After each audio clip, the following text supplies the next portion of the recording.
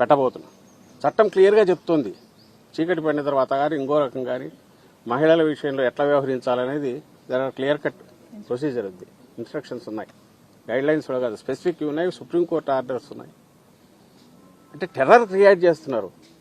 రాజ్యాంగాన్ని వాడుకొని terror create చేయడం, వ్యవస్థీకృతమైన టెర్రర్, రాజ్యాంగం వాడుకొని మిస్యూజ్ చేసి టెర్రర్ క్రియేట్ చేయడం ఇంత పథకం ప్రకారం.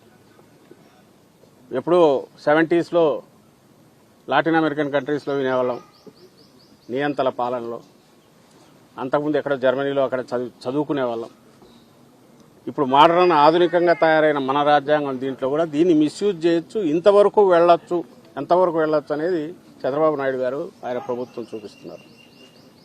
ఈ కేసు రాత్రి చెప్తారు, అర్ధరాత్రి ఎందుకు పోవాలి, వద్దన పోవచ్చు. నిజంగా నువ్వు కేసు ఉంది అనుకున్నా కూడా అది కూడా జరిగింది, పిల్లలకు సంబంధించింది ఏదో జరిగింది. వీళ్ళు పెట్టిన కేసు తీసుకోలేదు, ఎస్సీ కేసు పెట్టి.